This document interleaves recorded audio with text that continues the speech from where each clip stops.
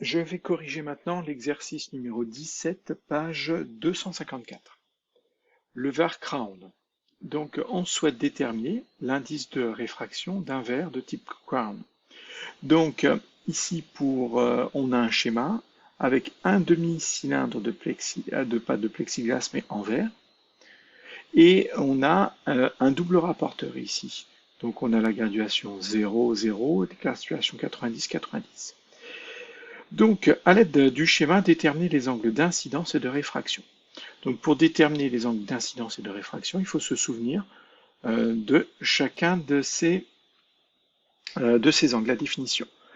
L'angle d'incidence, c'est l'angle entre, entre le rayon incident et la normale. C'est quoi la normale? La normale, c'est la perpendiculaire à la surface de séparation. Donc la première des choses, c'est repérer la surface de séparation. La surface de séparation, eh bien, on a le verre qui est au contact avec l'air ici. Donc de ce côté-là, on a l'air, de ce côté-là, on a le verre. Donc la surface de séparation est ici. La normale, c'est la droite qui est perpendiculaire. Donc la perpendiculaire, elle est là. Et je reprends la définition de mon angle d'incidence. L'angle d'incidence, c'est l'angle entre la normale et le rayon incident. Je vous rappelle que le rayon incident, c'est le rayon qui arrive vers la surface de séparation. Donc c'est le premier rayon qui arrive. Donc la flèche me dit que c'est lui qui arrive vers la surface de séparation. C'est lui le rayon incident. Donc l'angle, c'est l'angle entre ces deux droites-là.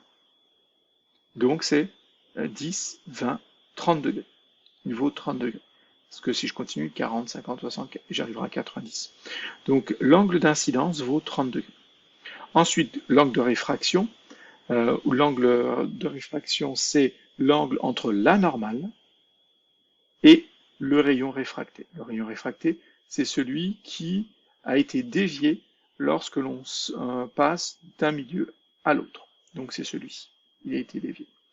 Donc l'angle entre cette droite et ce rayon, il vaut 10, 20 degrés.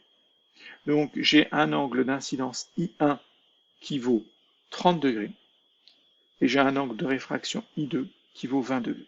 C'est la première des choses qu'il faut savoir faire, repérer les différents angles. Ensuite, en utilisant la loi de Snell-Descartes, calculer l'indice de réfraction du verre de type crown, sachant que le premier milieu LR, dont l'incidence vaut NR, est égal à 1,00. Je vous rappelle que les zéros après la virgule nous donnent la précision de ce calcul ou de cette mesure. Donc je parle de la deuxième loi de Descartes qui nous dit que N1, l'indice de réfraction qui, je vous rappelle, caractérise un milieu, c'est-à-dire nous permet d'identifier un milieu. Par exemple, l'air c'est 1, l'eau c'est 1,33, le verre c'est 1,5, etc. etc. Donc, fois sinus I1, le sinus est une touche de la calculatrice, une opération que seule la calculatrice peut faire. I1 est l'angle d'incidence, N2 l'angle d'incidence l'indice de réfraction du deuxième milieu, multiplié par la sinus touche de la calculatrice, et I2 l'angle de réfraction. Ensuite, il ne faut pas oublier de bien repérer les différents milieux. Quel est le milieu 1? Donc à quoi correspond N1? Quel est le milieu 2? À quoi correspond N2? On passe bien ici d'après le sens des rayons de l'air au verre. Donc le milieu 1, c'est l'air. Donc N1 est remplacé par NR. Et le N2 est remplacé par N vert. C'est un verre de type crown. Donc là, on me demande de calculer donc l'indice de réfraction de ce verre. Donc on me demande de calculer N vert ici, N crown. Donc je dois l'isoler et le mettre à gauche. Donc je dois transformer petit à petit ma formule pour avoir le N crown égal avec tout le reste de l'autre côté. Donc je vais commencer par retourner ma formule pour avoir tout ce qui est à droite. Je l'ai écrit à gauche. Tout ce qui est à gauche, je l'écris à droite. Ensuite, j'ai le sinus I2, qui est une opération, mais qui est liée avec le reste de la formule par une multiplication. Donc je vais le passer de l'autre côté, et ça va devenir un divisé. Donc j'aurai NR multiplié par sinus I1 divisé par sinus I2.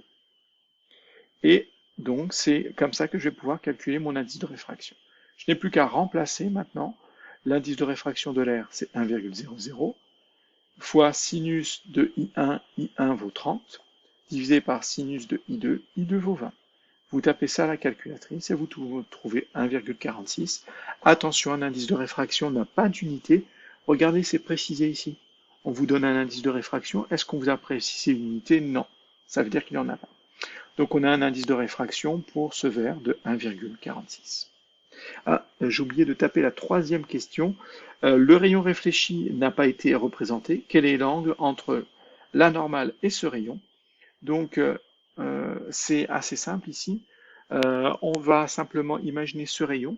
Le rayon réfléchi, c'est le phénomène de réfraction. C'est celui qui, entre guillemets, rebondit sur la surface de séparation. Il va repartir comme ça. Et on a vu dans le cours que l'angle de réflexion, l'angle qui va se trouver ici, sera égal à l'angle d'incidence. Donc I1 sera égal à IR.